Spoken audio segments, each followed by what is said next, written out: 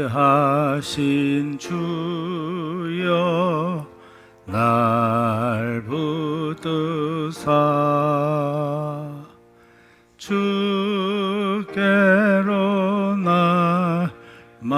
날마다 더 가까이 저 하늘나라 나 올라가 구주의 품 안에 늘 안기어 영생의 복 받기 원합니다. 봉헌할 물건 나 없어도 날마다 주께로 더 가까이 내 죄를 주께 다 고하니 주님의 보혈로 날 씻으사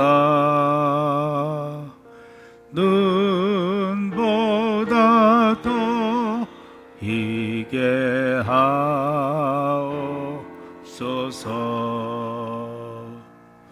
간악한 마귀 날 꿰어도 주 예수 앞으로 더 가까이 이 세상 속한 그 허영시 또 추한 생각을 다 버리니 정결한 마 내게 늘 주소서. 이 세상 내가 살 동안에 주께로 날마다 더 가까이 저 배는 천국 나 들어가 한없는 복락을 다 얻도록 풍성한 은혜를 주옵소서.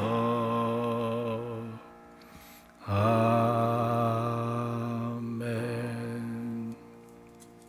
시간에도 우리 예배를 위해서 먼저 합심해서 기도하겠습니다. 함께 기도하겠습니다.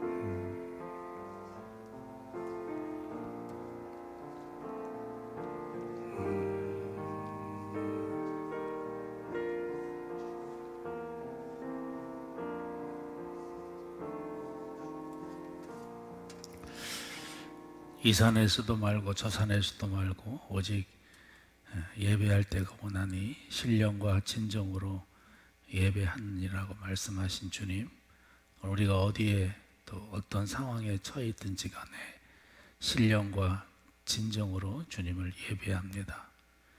하나님, 오늘도 우리의 예배를 받으시고 또 하나님의 말씀으로 받는 심령 되게 하시고 또 하나님 중언부언하고 또 우리의 인간적인 독백과 고백이 아닌 하나님께 간구하고 기도하는 시간이 되게 해 주시옵소서.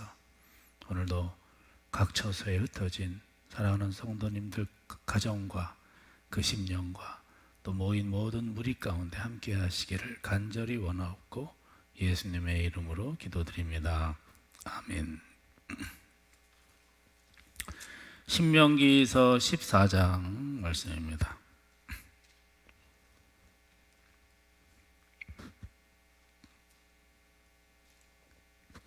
신명기서 14장. 너희는 너희 하나님 여호와의 자녀이니 죽은 자를 위하여 자기 몸을 베지 말며 눈썹 사이 이마 위에 털을 밀지 말라. 너는 네 하나님 여호와의 성민이라. 여호와께서 지상 만민 중에서 너를 택하여 자기 기업의 백성으로 삼으셨느니라. 너는 가증한 것은 무엇이든지 먹지 말라. 너희가 먹을 만한 짐승은 이러하니 그 소와 양과 염소와 사슴과 노루와 불구스름한 사슴과 산염소와 볼기가 흰 노루와 뿌리 긴 사슴과 사냥들이라. 짐승 중에 굽이 갈라져 쪽발도 되고 새김질도 하는 모든 것은 너희가 먹을 것이니라. 다만 새김질을 하거나 굽이 갈라진 짐승 중에도 너희가 먹지 못할 것은 이것이니 곧 낙타와 토끼와 사반, 그것들은 새김질은 하나 굽이 갈라지지 아니하였으니 너희에게 부정하고 돼지는 굽은 갈라졌으나 새김질을 못하므로 너희에게 부정하니 너희는 이런 것에 고기를 먹지 말 것이며 그 사체도 만지지 말 것이니라.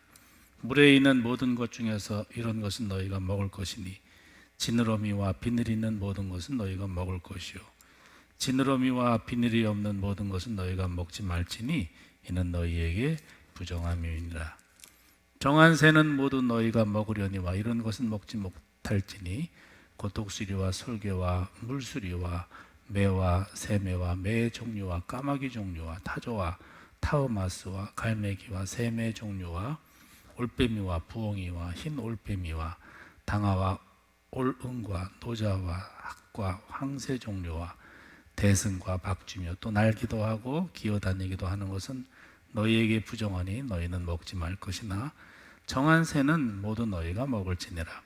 너희는 너희의 하나님 여호와의 성민이라. 스스로 죽은 모든 것은 먹지 말 것이나 그것을 성중에 거류하는 객에게 주어 먹게 하거나 이방인에게 파는 것은 가하니라. 너는 염소 새끼를 그 어미의 젖에 삼지 말지니라.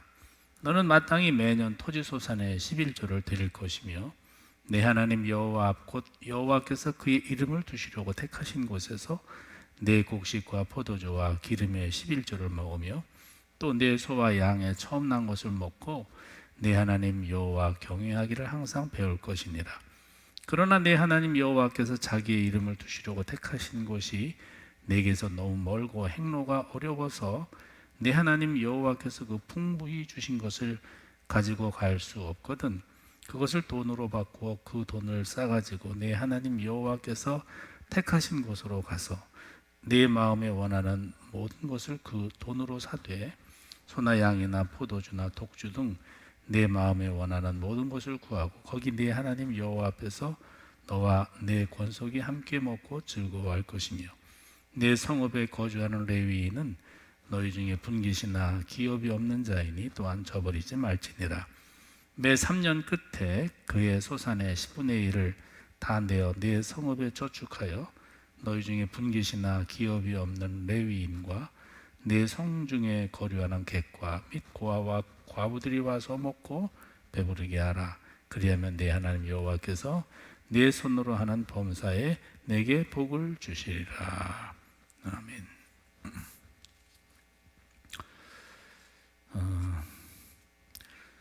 오늘 오늘도 그 부천에 있는 세 곳 교회에서 그 구로구 콜센터에서 감염이 된 그 사람들로 인해서 부천 교회 세 곳이 이렇게 확진자가 생겼는데 목사님 또 교인 몇몇 분들이 감염됐나 봐요. 그러니까 이제 수도권에 이제 이렇게 또 확산되기 시작했는데 아무튼 우리 교회 성도님들 각별히 또 조심하시고 그리고 이렇게 가족도 그렇고 또 우리 교회 성도끼리도 이렇게 아주 조심해야 할 때입니다. 그런 사람 없겠지만 혹시 아주 소홀히 여기는 사람이 있는 것 같아요. 그래서 자기로 나도 조심해야 되지만 나로 인해서 다른 사람에게 이렇게 좀 감염되지 않도록 자기가 이렇게 자기 처신을 잘하고 이렇게 행동 거지를 잘할 수 있는 이 기간이 될 수 있기를 바랍니다. 12장, 13장에서는 순수한 신앙을 지키기 위해서 어떤 모습 또 어떤 면모를 갖추어야 하는가 하는 점을 다루어 봤다면 순수한 신앙을 지키기 위한 거 14장에서는 이제 생활면에서 삶 속에서의 성별된 삶을 지켜라. 또 성별된 삶을 지키기 위해서 어떤 점에 이제 힘써야 되는가 하는 점이에요. 우리 야고보서를 통해서도 행함 없는 믿음은 곧 죽은 믿음이라 그랬잖아요. 그러니까 믿음이 있다고 하면서 우리가 삶 속에서 구별되지 못하고 생활에 이렇게 본이 되지 못하면 이제 안 되는 것입니다. 이제 그런 점에서 지금 대중적, 또 일반적, 보편적 이런 것이 양면성이 있다고 그랬잖아요. 이런 것이 이제 이중성이 있습니다. 그러니까 이게 뭐 순기능도 있고 역기능도 있다 그렇게 표현해야 되나요? 뭐 피할 수 없는 문화, 대중 이런 것을 우리가 어떻게 뭐 피할 수 있겠습니까마는 필연적 상황이지만 이것이 다 옳은 게 아닌 거예요. 옳고 틀림 뭐 이렇게 확연하게 구분질 수 있는 것은 아니지만 아무튼 이렇게 조심하지 않으면 안 되는 그런 면이 이제 틀림없이 있어요. 오히려 이렇게 대중 또 일반 보편을 표방한 그런 위험스러움이 오늘날 신앙생활하는 데는 많이 도사리고 있습니다. 문화라는 것도 마찬가지예요. 순기능도 있고 역기능도 있고 이 문화라는 걸 어떻게 우리가 피해 나갈 수 있겠습니까만은 이게 신앙과 진리의 차원에서는 틀림없이 이렇게 위장되고 이렇게 무서운 면모가 분명히 있다는 사실입니다. 자, 그러면 어떻게 해? 그러니까 어떻게 하느냐? 그러니까 우리가 중심을 잘 잡아야 돼요. 중심을 잘 잡아야 된다라는 말은 흔들리지 말고 뭐 견고해야 된다 뭐 그런 의미도 있지만 더 분명하고 확실한 것은 통합으로서의 중심인 거예요. 통합으로서의 중심. 어느 하나를 이렇게 흑백 논리로 보거나 또 막 옳고 그름으로 이렇게 딱 단절 짓는 게 아니라 통합으로서의 그런 중심. 그래서 통합으로의 중심을 또 오해하는 사람이 있는데 그러면 통합으로의 중심이 애매한 거 아니야? 색깔이 없는 거 아니야? 그런 거 아니고요. 참 이것이 오히려 더 우리가 이 시대를 살아가는데 더 이렇게 우리가 지혜롭고 더 분명한 핵심적 가치를 추구해 나가는 것입니다. 그래서 이제 분별을 잘 해야 되는 거예요.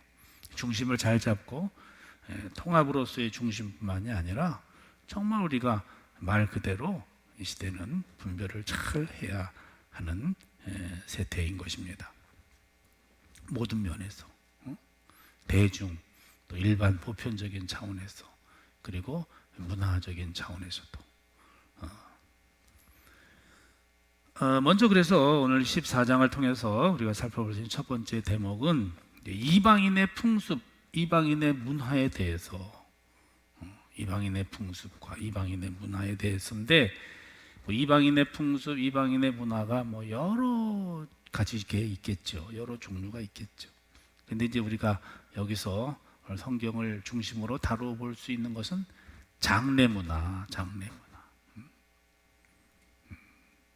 많고 많은 이방인의 풍습 문화 중에서도 우리가 우리 가족 중에서나 또 이렇게 장례를 치러야 할 때 있어서 우리가 어떤 문화와 어떤 풍습을 우리가 배척해야 되느냐 하는 점이에요. 그래서 막 자해하지 말아라. 슬픔을 떠나서 막 지나치게 자해하거나 또 막 고행. 어떻게 내가 뭐 자녀로서 또 어떻게 내가 뭐 누구로서 막 이렇게 억지 춘향격인 이런 고행스러운 모습. 근데 이것은 슬픔을 뛰어넘어서 슬퍼서 막 고행하고 슬퍼서 자행 뭐 하는 것을 뛰어넘어 이거는 주술적 행위인 거예요. 이거는 미신적 행위인 거예요. 뭐 사자, 죽은 자의 넋을 뭐 위로한다는 동, 또 음부의 신을 뭐 달랜다는 동, 또 내가 이렇게 해야 저주가 내게 임하지 않을 것 같은 판단에서 들은 동. 그래서 아무튼 우리가 바른 신학을 가지고 있어야 되는 거예요. 슬프죠. 뭐 가족이 부모님이 돌아가셨는데 안 슬프겠습니까만은 사실은 뭐 엄밀히 말하면 죽은 자는 이제 우리 손에서 떠난 거예요. 사실 우리가 장례식 가서도 막 예배를 드리는 것은 뭐 죽은 자를 위해서 예배 드리는 거 아니에요. 뭐 죽은 자의 넋을 위로하거나 또 천주교에서처럼 뭐 그 예배 드려 자손이 예배 드려주면 무슨 뭐 연옥에 있는 뭐 그 영이 천국으로 가고 그런 거 아니에요. 그냥 산자를 위한 예배인 거예요. 슬픔을 당하고 있는 유족들 또 어떻게 앞으로 살아나가야 될지에 대한 위로 격려 그 슬픔을 우리가 함께 나누는 것이지 무슨 뭐 죽은 자의 넋을 기리거나 또 다른 이런 이유나 목적이 아니라 하는 것입니다. 그래서 이제 장례 문화 뭐 이것만 가지고 뭐 계속 얘기할 수는 없지만 우리가 장례 문화 죽은 자를 대할 때 우리 유족으로서 우리가 어떤 태도를 가져야 하는가. 좀 다른 면에서 확대하면 뭐 제사도 마찬가지야. 제사 조상을 또는 부모를 잘 기억하고 추모해야지요. 분명히 그래야지요. 그러나 죽은 자를 위한다든지 또 뭐 그 영을 뭐 섬긴다든지 하는 것은 일체 용납할 수 없는 행위라 그 말인 것입니다. 그래서 자해하거나 또 지나친 고행이 마치 그 죽은 자를 보내는 자들의 마땅한 태도, 자세인 것 같은 이런 이방의 풍습, 문화 이것을 철저하게 배격하라 하는 것입니다. 그러니까 육체를 우리가 소중히 여겨야 돼요. 우리 영도 소중하지만 우리 육체를 참 소중히 여겨야 돼요. 육체를 소중히 여긴다라는 말에는 육체를 아름답게, 여러분 아름답게. 그래서 실제로 자기 몸을 막 자해하거나 또 막 자기 몸을 막 이렇게 문신, 자기 간에는 뭐 예쁘게 하려고 문신하고 뭔 의도해서 그러는지 모르지만 그거 혐오스럽잖아요. 혐오스럽단 말이에요. 자, 육체를 소중히 여긴다는 것은 육체를 아름답게 가꿔야 돼요. 혐오스러운 모습을 보이면 안 돼요. 그래서 복장도 단정한 복장에 보면 막 해골바같이 막 이렇게 그려져 있고 막 혐오스러운 거 자기도 이렇게 인식할 건데 그런 그림, 그런 뭐 사진, 뭐 그런 모습 보면 누구나 다 혐오스럽잖아요. 그래서 복장도 그렇고 뭐 용모도 그래요. 용모도 막 머리 같은 것도 좀 이렇게 혐오스럽지 않게 이렇게. 자, 아무튼 육체를 소중하게, 아름답게. 그리고 육체를 소중하게라는 말은 말 그대로 소중하게. 우리 몸은요 성전인 거예요. 성전. 너희 몸이 성전인 것을 알지 못하느냐 사도 바울께서 그렇게 말씀했잖아요. 그래서 성전인 거예요. 그래서 우리 몸을 학대하거나 우리 몸을 홀대하면 안 되는 거예요. 영지주의적인 입장을 가지면 안 돼요. 이원론적인 입장, 영은 더 우월하고 영은 거룩하고 육은 그렇지 않은 이런 이원론적이거나 이런 영지주의적 입장을 우리가 가지면 안 됩니다. 자, 어쨌든 이 장례 문화, 또 뭐 제사 문화, 또 그 외에 우리가 이방적인 어떤 다른 그런 문화 풍습, 심지어 뭐 용모 복장에 이르기까지 참 육체를 소중하게 아름답게 이렇게 여기는 그런 모습이 있어야 되겠다 하는 것입니다. 사별의 슬픔은 있지만 막 지나친다든지 그래서 뭐 슬프죠. 그렇지만 막 우리나라도 옛날에 막 억지로 곡하는 거, 억지로 막 곡하는 거예요. 그런 거. 그래서 유교적이 됐든 불교적이 됐든 샤머니즘이 됐든 이런 것을 결코 따르면 안 된다 하는 것입니다. 데살로니가 전서 4장 13절 말씀에 보면 형제들아 자는 자들에 관하여는 너희가 알지 못함을 우리가 원치 아니하노니 이는 소망 없는 다른 이와 같이 슬퍼하지 않게 하려 함이라 그랬어요.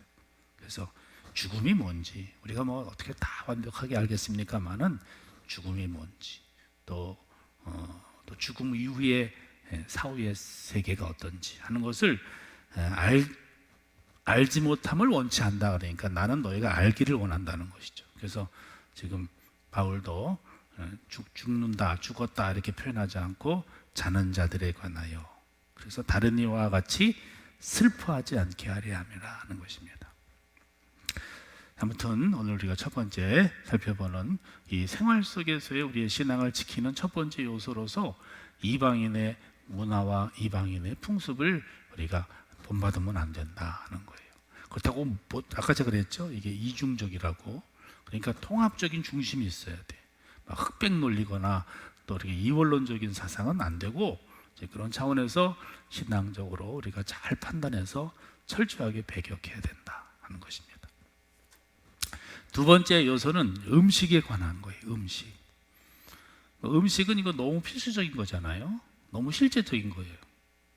음식의 문화, 또 음식의 어떤 생활, 이건 너무 필수적이고 너무 실제적인데 동시에 음식이요 굉장히 신앙적인 거예요. 음식이 신앙적인 거 이해가 되세요? 지금부터 제 말 잘 들어보세요. 건강이 곧 생명인 것입니다.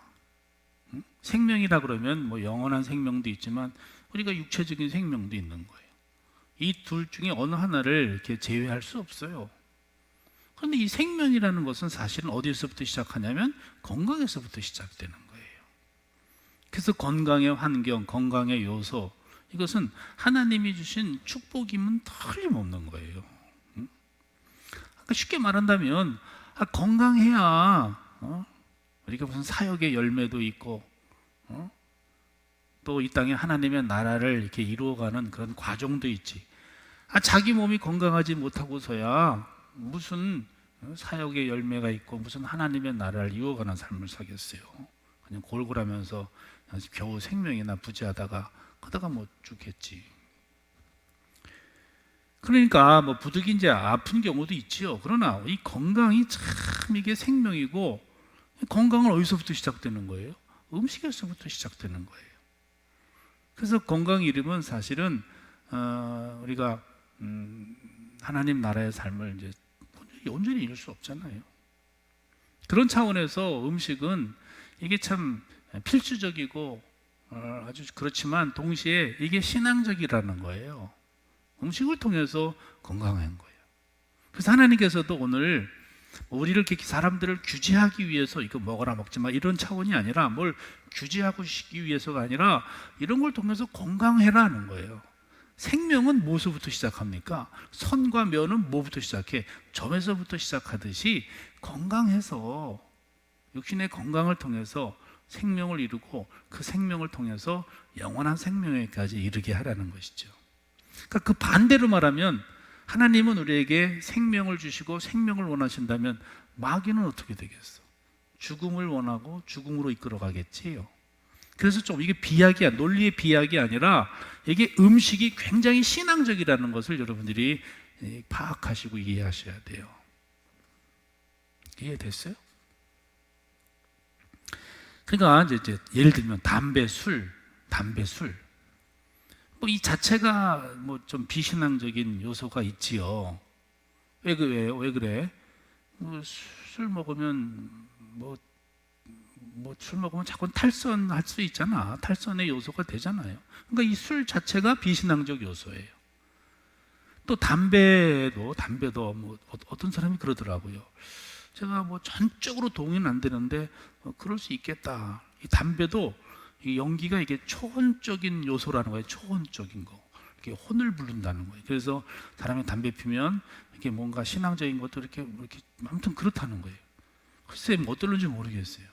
그러니까 지금 제가 말씀드리는 것은 술, 담배, 그 단순한 그 두 가지만도 이 자체가 비신앙적 요소인데, 제가 지금 뭘 말하려고 하냐면 여태까지 지금 쭉 말씀드리는 그런 입장에서 이거는 건강을 해치니까 이것이 바로 비신앙적이라는 거예요.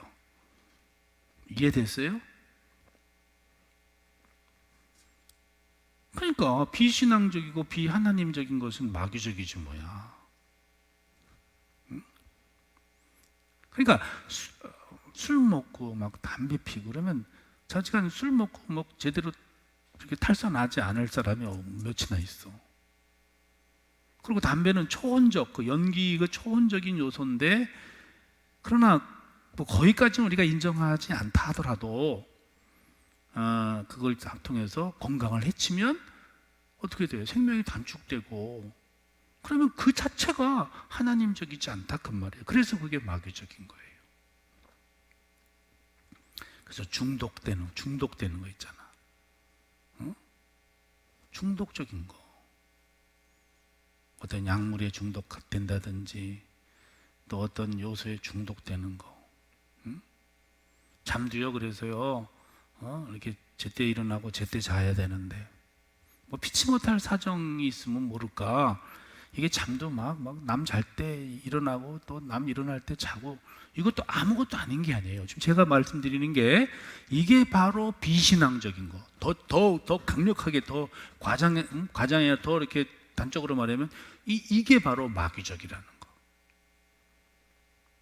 계속 이게 궁금하니까 어떻게 해? 뭐 이해가 돼요? 그런 면에서 일 중독도 마찬가지야. 뭐 일해야지요.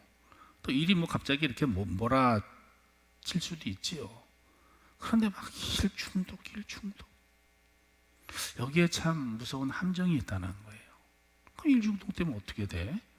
뭐 여력을 다 뺏겨서 다른 여유가 없는 것뿐만이 아니라 막 일에 막 이렇게 중독이 되다 보면은 몸이 혹사당하잖아.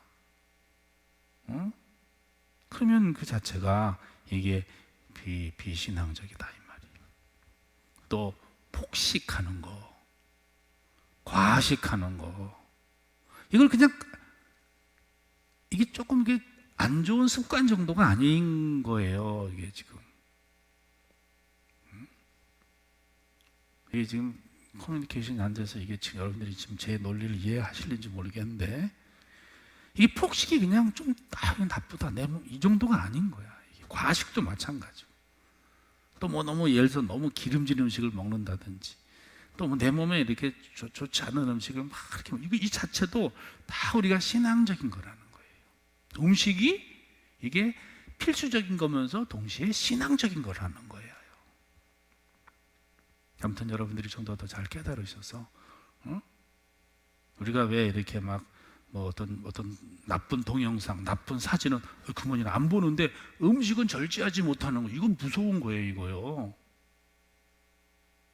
사실은 그게 더 치명적이야 내 삶에.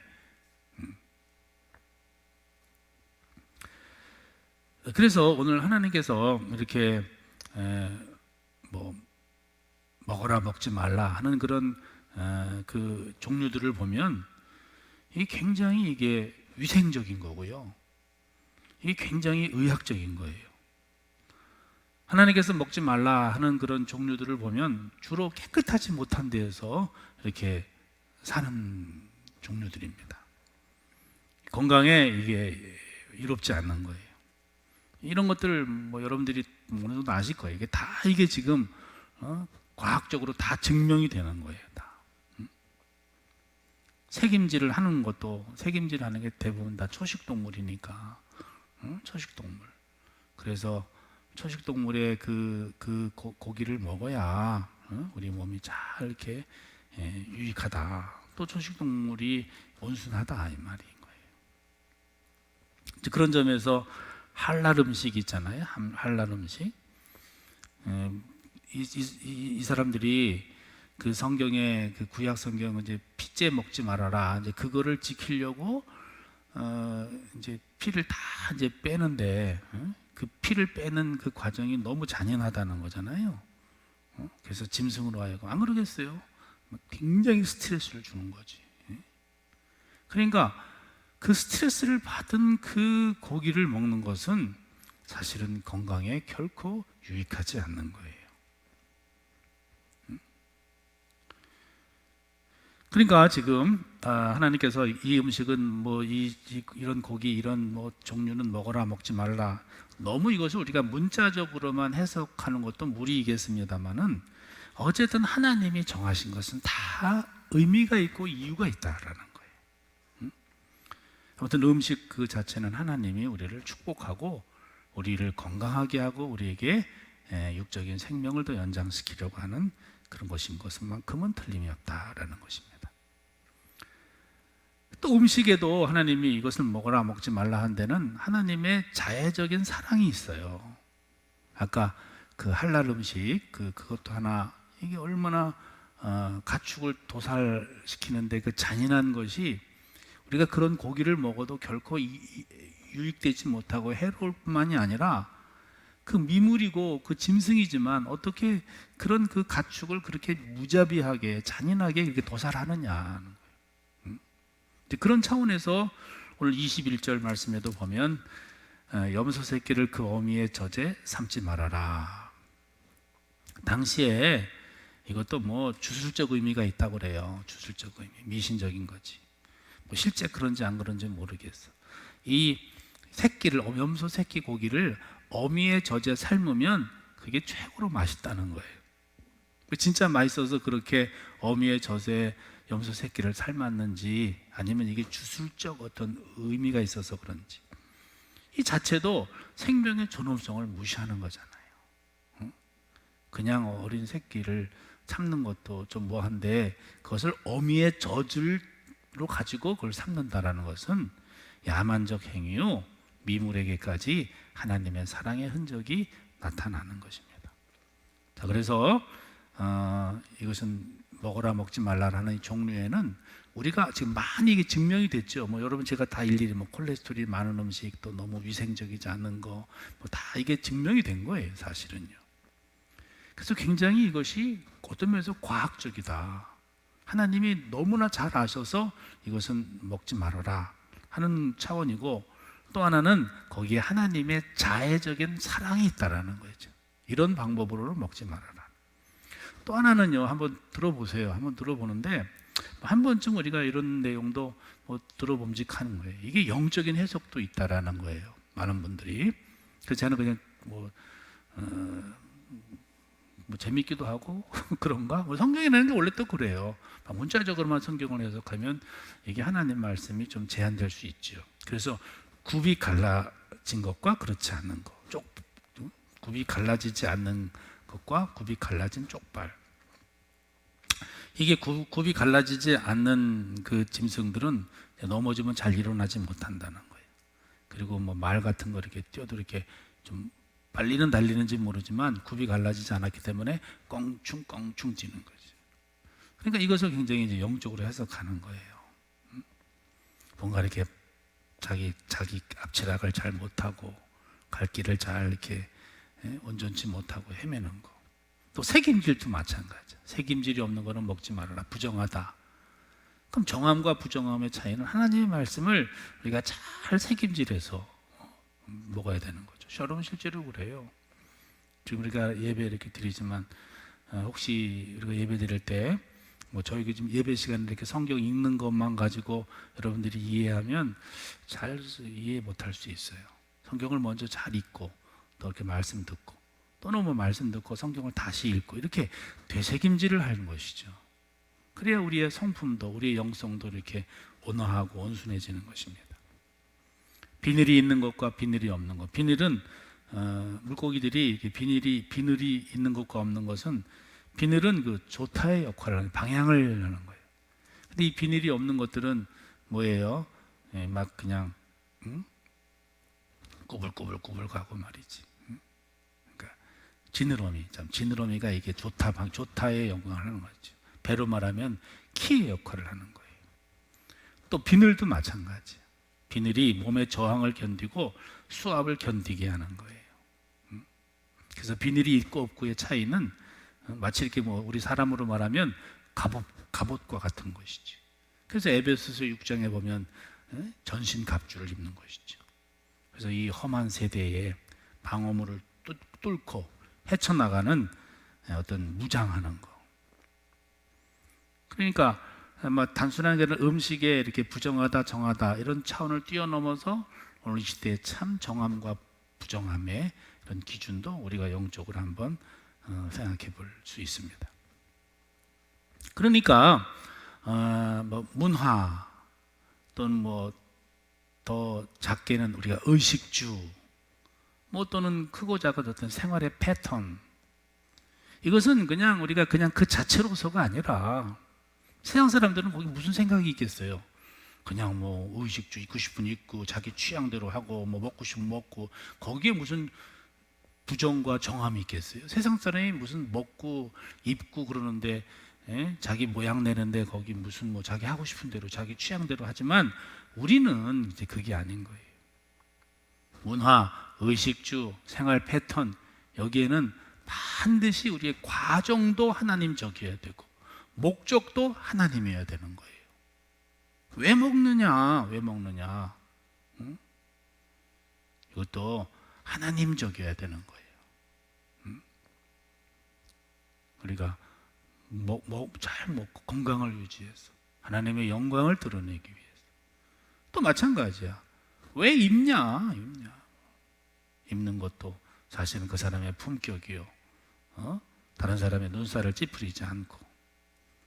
그러니까 왜 생활하느냐? 우리가 왜 문화를 접하느냐? 더 나아가서 우리가 이 세상의 문화를 그냥 구별되게만 우리가 접하는 게 아니라 나아가서는 우리가 하나님의 문화를 이렇게 역으로 전할 수 있고 영향을 끼칠 수 있는 사람이 되어야 하는 것이죠. 아무튼 두 번째 주제에서 지금 하나님을 통해서 우리가 생각해 볼 수 있는 대목은 뭐예요? 음식에 관해서. 이것이 굉장히 필수적이고 생활적인 것 같지만 거기에는 신앙적인 요소가 있다라는 거예요.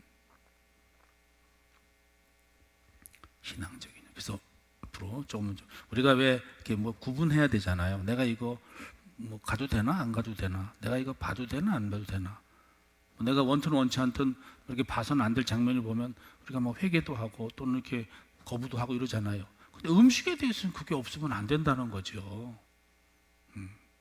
자기 생활 패턴에 대해서 아무 때나 자고 아무 때나 일어나고 그러면 안 된다는 거죠. 우리는 문화도 목적이 있어야 되고 입고 먹고 자고 하는 모든 생활 패턴도 신앙적, 하나님적이라는 것을 간과하지 말아야 합니다. 마지막 세 번째로는 이제 뭐 문화라고 그러기는 뭐하지만 물질관, 물질 문화, 사실 이게 제일 강력한 거예요. 먹고 입고 이런 것도 강력한 요소 중에 하나죠. 이 트렌드가 있잖아, 그지? 그런데 이 세상에 물질관에 대한 트렌드가 있다니까. 이게 사실 제일 중요하고 제일 강력한 거예요. 참 중요한 요소인데 잘 안 바뀌지. 우리 신앙인들도 뭐 오랜 신앙생활 해도 이 물질관, 이 물질 문화가 안 바뀌어. 그래서 오늘 22절에서부터 마지막 절을 통해서 하나님께서 우리에게 물질관에 대한, 물질의 문화에 대해서 이방 따르지 말아라. 이방 사람들은 뭐 우리가 길게 얘기할 수 없지만 뭐예요? 뭐 내 거 내가 가지고 내 마음대로 뭐 내가 좀 원하는 대로 뭐 뭐 이런 식으로 아무튼 사는데, 우리는 그런 장래 문화를 따르지 말고 뭐 유교나 불교나 샤머니즘적을 따라서 지금 쭉 말씀드렸듯이 먹고 입고 이런 의식주 문화도 마찬가지지만 물질관도 마찬가지. 이방의 그런 물질관, 이방의 물질 문화를 따르면 안 된다는 거예요. 그 어떻게 해야 되느냐? 하나님의 주권을 인정하는 거죠. 11조는요 내가 본 거 그냥 10분의 1 이렇게 자선하는 차원에서가 아니라 이것은 주권 인정인 것이죠. 주권 인정. 하나님이 살아계시고 모든 것이 하나님의 것이고 하나님으로부터 왔고 내가 하나님 앞에 공급받았고, 거기 그러잖아요 24절에 풍부히 주신 것을 하나님이 참 풍부히 주셨어요. 그래서 11조는 하나님의 주권 인정의 시작이다. 처음이면서 뭐 전부 결론이에요. 그런데 이제 22절 말씀해 보시면 너는 마땅히 매년 토지소산의 11조를 드릴 것이며 그랬어요. 마땅히라는 말은요, 이거는 뭐 어떤 재론의 가치가 없는 거예요. 선택이 아니에요. 마땅히. 못하는 거는 글쎄, 못하는 거는 어쩔 수 없어요. 왜 못하는지는 모르지만 아무튼 못하는 거. 근데 못하는 거를 여러분 스스로 또는 누구에게인가 합리화하지 마십시오. 정당화하지 마십시오. 그건 이중죄를 범하는 거예요. 못할 수 있지, 뭐 있겠지. 뭐 어떤 이유인지 는 잘 모르겠다만. 그러나 못하는 것을 합리화하지 말라는 거예요. 못하는 것을 정당화하지 마. 마땅히라는, 마땅히. 23절에 그 다음에 보시면 내 하나님 여호와 앞 곧 여호와께서 그의 이름을 두시려고 택하신 곳, 이거 앞에서 배웠죠? 하나님이 정하신 그런 교회란 말이야. 물론 뭐 예루살렘 성전이지만, 그러니까 우리가 하나님의 주권을, 물질을, 하나님의 주권을 인정하는 이 11조 생활은 교회에다가 하는 거예요. 근데 어떤 사람은 자기 판단으로 뭐 자기 나름대로는 이제 그걸 이제 11조 한다고 하는지 모르겠어요. 뭐 자선단체에다 하고 또 스스로 자기가 막 이렇게 하고, 또는 어떤 사람은 좀 더 이렇게 자기가 판단할 때 좀 더 열악한 그런 교회, 더 힘든 교회, 뭐 소위 뭐 개척 교회, 뭐 그 마음은 뭐 가상하고 그 마음은 무슨 뜻인지 알겠어요. 근데 그걸 엄밀히 말하면 그건 하나님의 주권을 인정하는 게 아니라 지돈 갖고 지가 자선하는 거예요. 하나님이 정하신 곳, 다른 곳이 아니라 교회 중에서도 내가 아브라함과 멜기세덱 창세기에 보면 내가 성찬을 대하는 곳. 23절에 다시 마지막 구절에 보시면 내 소와 양의 처음 난 것을 먹고 내 하나님 여호와 경외하기를 항상 배울 것이다. 하나님을 경외하는 요소가 뭐 여러 가지가 있겠죠. 우리가 기도도 하고 성경도 이렇게 예배도 드리고, 그러나 하나님을 경외하는 가장 중요한 요소가 뭐냐? 11조 생활하는 겁니다. 이 11조 생활은요 신앙과 절대적인 관계예요. 부정적으로 뭐 생각할 사람이 뭐 있을까만은 뭐 어쩔 수 없어요. 11조 생활은요 신앙, 하나님 경외하는 아주 절대적인 거라고. 우리가 11조 생활을 할 때 비로소 하나님을 경외하는 거예요. 그렇지 않고서는 자기 합리화, 자기 정당화, 제가 지금 다라는 얘기 아닙니다. 못할 수 있어요. 뭐 어떤 이유가 됐든지. 그럼 그것에 대해서 할 수 있도록 기도하고 또는 회개하고 결단해야지. 그걸 합리화, 그것이 자기 신앙의 그 하나님을 경외하는 것과 이렇게 별반 상관이 없는 것처럼 오해에 착각해서는 안 된다는 거예요. 그 다음에는요, 성경에는 이제 그런 표현 없지만 이게 잘 읽고 이제 이렇게 이해하고 해석을 하면 소위 이제 제1 11조가 있고 제2 11조가 있고 제3 11조가 있어요. 미치겠죠? 제1 11조도 지금 버거운데 못하는데, 근데 제1 11조가 있고 제2 11조가 있고 제3 11조가 있어요. 그러니까 이제 11조를 하나님 앞에 드렸어요. 그럼 내가 지금 사용할 수 있는 다 하나님 거지만 내 가용할 수 있는 거는 몇 분의 몇이야? 10분의 9. 그 10분의 9 중에서 10분의 1을 드리는 게 제2 11조인 거예요. 그 용도는 뭐냐? 그것은 감사의 제물인 거예요. 감사의 제물, 감사의 축제. 그래서 여기서 적용을 한다면 모든 사람은 11조만 겨우 한다? 그것도 쉽지 않았겠지만, 근데 그거는 뭐 내가 소위 말해서 좀 시쳇말로 땡이다 그러면 안 되는 거예요. 감사의 물들.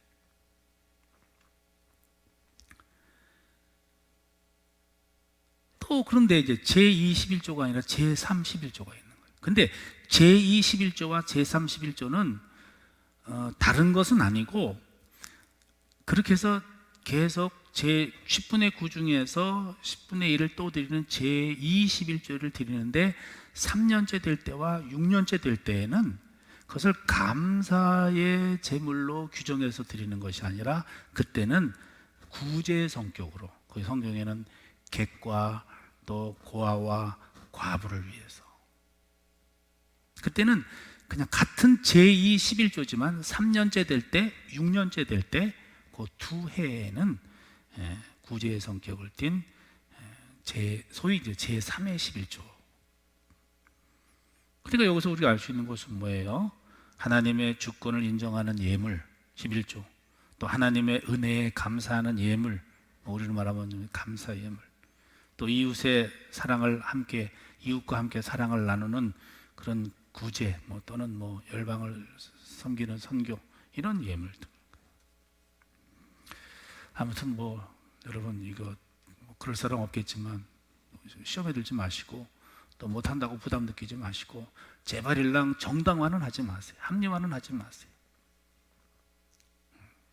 그래서 오늘 성민으로서, 성도로서의 생활, 구별된 생활, 그 세 가지. 이방인의 문화를 따르지 말아라. 이방인의 음식, 우리는 음식도 절제를 넘어서 음식도 신앙입니다. 생활도 신앙입니다. 이런 인식을 가져야 되고, 특별히 가장 강력하고 가장 잘 안 변하고 잘 순종 못하는 거, 이방의 물질관, 이거 우리가 깨트려 나가야 하는 것입니다. 하나님 아버지, 오늘도 이 말씀이 하나님의 생명의 능력의 말씀 되어서 우리가 온전한 신앙을 구축할 뿐만 아니라 생활 속에서 이 신앙을 이루어가는, 그래서 세상의 풍조에 떠밀리는 그런 사람들이 아니라 세상에 오히려 하나님의 나라와 문화를 이루어가는 그런 적극적이고 능동적이고 또 하나님의 성도로서의 삶을 사는 우리 모두가 되게 하여 주시옵소서. 예수님의 이름으로 기도드립니다. 아멘.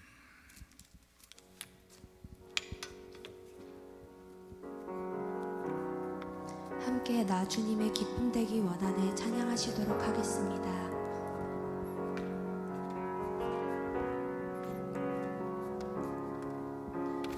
나 주님의 기쁨 되기 원하네 내 마음을 새롭게 하소서 새 부대가 되게 하여 주사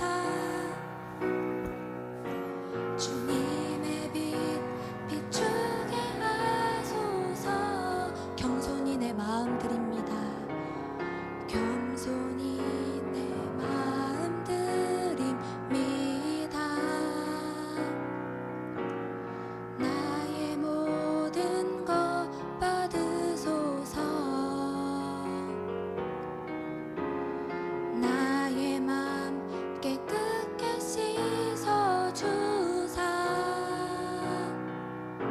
주의 길로 향하게 하소서 내가 원하는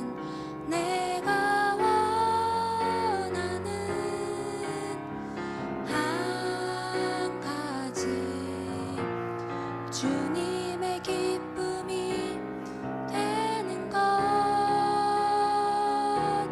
내가 원하는 한 가지 주님의 기쁨이 되는 것 내가 원하는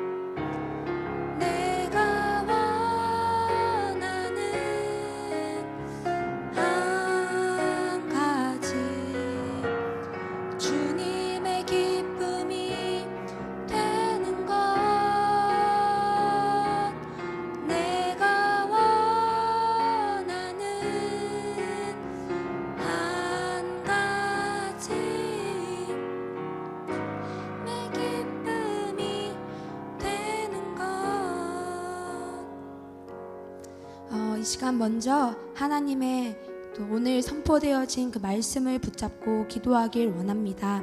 오늘 말씀에선 삶 속에서 성별된 삶을 살아야 함을 우리가 오늘 말씀을 통해 배웠습니다. 세상 속에서 살아갈 때 한쪽에 극단적으로 치우쳐서 살아가는 것이 아닌 올바른 중심을 갖고 분별하여 살아가야 함을 배웠습니다. 자칫하면 한쪽으로 치우칠 수 있는 환경 가운데 우리 모두가 뱀같이 지혜롭고 비둘기와 같이 순결하여 이 세대 가운데, 이 세상 가운데 하나님의 자녀로 빛을 드러내는 삶을 살아갈 수 있기를 우리가 함께 기도하길 원합니다. 하나님의 자녀된 우리가 세상의 문화들 속에서 신앙적으로 잘 판단하여 하나님의 것이 아닌 것들을 철저히 배격하며 또 필요한 것들은 수용할 수 있는 우리 모두가 되게 하여 주시옵소서. 또한 몸이 성전임을 알고 또 그 속에서 신앙적인 비밀을 깨달아 하나님이 주신 우리의 육을, 우리의 몸을 소중히 여길 수 있게 하여 주시옵소서. 물질에서도 하나님의 주권을 인정하며 물질을 주시는 이도 하나님이시요 걷어가시는 분도 하나님이심을 철저히 인정하게 하여 주시옵소서. 우리의 모든 삶의 목적이 하나님께 있음을 알고 그 삶을 살아가는 자들 되게 하여 주시옵소서. 우리 같이 함께 기도하며 나아갑시다. 하나님, 오늘 들은 말씀을 가지고 기도합니다. 하나님, 세상 가운데 하나님의 뜻을 따라 살아갈 수 있도록 하나님, 우리들 가운데 지혜와 분별력을 허락하여 주시옵소서. 무엇을 할 때든지 어디에 있든지 그것이 하나님의 영광을 드러내는 일인지 분별하여 하나님의 영광을 가리는 일 없게 하여 주시옵소서. 성민으로서 구별된 삶을 살아가야 하는 자로서 우리가 하나님의 뜻과 하나님의 말씀을 기준으로 삼아 살아가는 자들 되게 하여 주시옵소서. 모든 생활의 요소들이 신앙적인 것에 있음을 깨달아 구별된 삶을 살아가는 저희들 되게 하여 주시옵소서. 하나님, 특별히 물질 가운데에서도 하나님의 주권을 인정하며 하나님께 아낌없이 기꺼이 드릴 수 있는 저희들 되게 하여 주시옵소서. 하나님의 주권을 인정하며 하나님의 그 말씀을 인정하며 하나님의 그 기준을 인정하며 살아가는 우리 모두가 되게 하여 주시옵소서.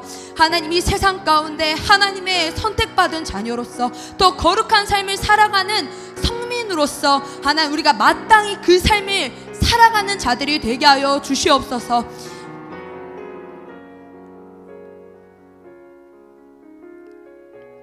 다음으로 기도하며 나아가실 때에는 나라와 교회와 또 그 공동체를 위해 기도하길 원합니다. 근시안적인 태도를 버리고 이 시대와 그리고 나라, 교회를 생각하며 이를 위해 우리 모두가 기도할 수 있기를 원합니다. 하나님의 역사 속에서는 나라와 민족을 위해 눈물로 기도했던 많은 믿음의 선조들이 있었습니다. 이스라엘이 위기와 고통 속에 처해 있을 때 그들은 눈물로 하나님 앞에 간구하며 죄를 뒤집었으며 때로는 목숨을 내걸면서까지 나라와 민족을 위해 힘썼습니다. 우리도 함께 이 위기에 처해진 우리 나라와 민족, 교회를 위해 기도하길 원합니다. 하나님, 우리 나라와 민족 가운데 말씀하시고 일깨우시는 그 뜻을 분명히 알아 그 뜻에 합당한 모습으로 돌이키게 하여 주시옵소서. 이 시기를 통하여 우리나라의 통치권이 사람이 아닌 하나님께 있음을 모든 이들이 알게 하여 주시고 깨닫게 하여 주셔서 다시 하나님의 주권을 인정하는 나라와 민족 되게 하여 주시옵소서. 그리고 교회를 위해서 기도합니다. 하나님, 교회의 운명을 나의 운명으로 여겨 교회를 위해 기도하는 자들이 일어나게 하여 주시옵소서. 그저 교회를 하나의 건물 기관으로 여기지 않게 하여 주시고 무너져 있는 교회의 이 빛으로서의 역할과 그 사명들이 회복되어져 세상 가운데 하나님의 영광을 드러내는 교회로 다시 일어서게 하여 주시옵소서. 우리 같이 나라와 민족, 교회를 위해 함께 기도하며 나아갑시다. 하나님 아버지, 이 시간 기도합니다. 하나님의 자녀로서 구별되어 이 시대를 위해 기도해야 했음에도 불구하고 우리도 다른 세상 사람들과 같이 하나님의 공의와 정의를 버리며 살아가고 있었음을 회개합니다. 하나님의 영광을 이 땅에 드러내기보다는 세상에서의 기준과 그 가치관을 쫓기에 바빴던 우리의 삶을 회개합니다. 하나님, 이제는 우리가 나라와 민족을 위해 기도하는 자들이 되게 하여 주시옵소서. 특별히 우리나라의 위정자들이 하나님을 두려워하는 자들이 되게 하여 주시고, 다가오는 총선에서도 하나님 편에 서는 자, 하나님이 함께 하시는 자가 세워지게 하여 주시옵소서. 나라의 운명을 나의 운명으로 여기며 민족의 위기를 나의 위기로 여기는 자들이 되게 하여 주시옵소서. 특별히 우리 교회를 그저 한 사람의 교회, 지도자의 교회로 여기는 것이 아닌 나의 교회로 여기며 나의 운명으로 여겨 교회를 위해 기도할 수 있게 하여 주시옵소서. 에스더와 같이, 모르드게와 같이, 느헤미야와 같이 나라와 민족, 교회를 위해 기도하는 저희들 되게 하여 주시옵소서.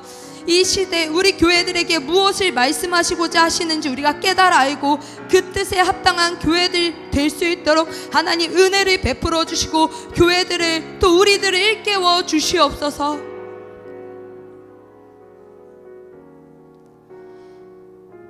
마지막으로 기도하실 때에는 우리 교회의 영적으로 어린 자들을 위해 기도하길 원합니다. 신명기 말씀입니다. 곧 그들이 너를 길에서 만나 내가 피곤할 때 내 뒤에 떨어진 약한 자들을 쳤고 하나님을 두려워하지 아니하였느니라. 이스라엘 백성이 출애굽할 때 아말렉은 무리에서 뒤처진 약한 자들을 공격하였습니다. 사단은 아직 기도의 힘이 부족한 자들, 영적으로 어린 자들, 또 누군가의 중보가 필요한 자들을 공격합니다.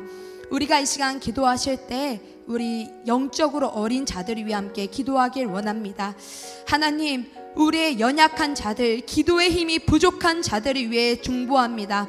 나의 세론들, 새신자들, 또한 어린 자녀들, 주님 붙들어 주시고 하나님의 강하고 능하신 발로 그들을 안위하여 주시옵소서. 특별히 세상에서 말하는 기독교, 교회에 대한 잘못된 정보와 시선들로 혹여나 실족당하는 일 없게 하여 주시고, 쏟아져 나오는 그런 기사와 또 정보 속에 하나님의 뜻과 기준을 잘 잡아 오히려 이때를 통하여 더 굳건한 신앙인으로서 자라날 수 있도록 주님 보호하여 주시옵소서.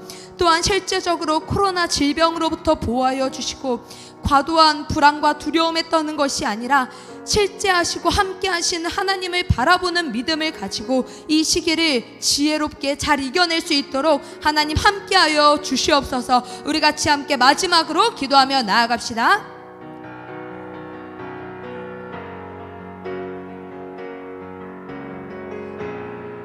어제도 오늘도 우리와 함께 하시는 하나님, 우리 교회 안에 영적으로 어린 자들을 위해 중보합니다. 이 험한 세상과 또 기독교와 교회를 곡해하고 있는 이 시대 속에서 주님 하나님의 말씀으로, 그 기준으로 또 올바른 분별력과 지혜를 가지고 주님 이 시대를 살아가게 하여 주십시오. 무엇이 하나님의 마음인지, 무엇이 하나님의 뜻인지 말씀을 통하여 분별하게 하여 주시고, 오히려 이 시기를 통하여 하나님을 더 알아가는 자들이 되게 하여 주시옵소서.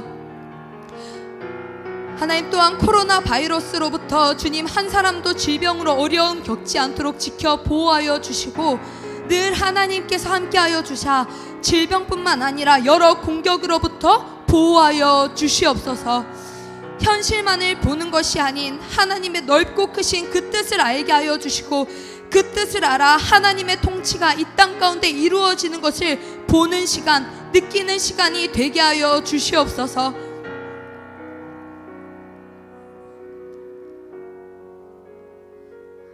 함께 기도하시겠습니다. 하나님 아버지, 이 시간 짧지만 우리가 한 마음으로 기도하는 시간 가졌습니다. 우리가 기도를 쉬는 죄를 범치 않게 하여 주시옵소서. 교회에서 또 각자의 처소에서 이 나라와 민족, 또 교회와 가정을 위해 기도하는 우리 모두가 되게 하여 주시옵소서. 특별히 새벽마다 매일매일 주어지는 이 신명기 말씀을 통하여 각자에게 주시는 말씀을 붙잡고 하루하루를 살아가는 우리 모두가 되게 하여 주시옵소서. 코로나로부터 보호하여 주시고 이 어려움의 시간을 오히려 기회로 삼는 우리 교회 되게 하여 주시옵소서. 감사합니다. 예수님의 이름으로 기도드립니다.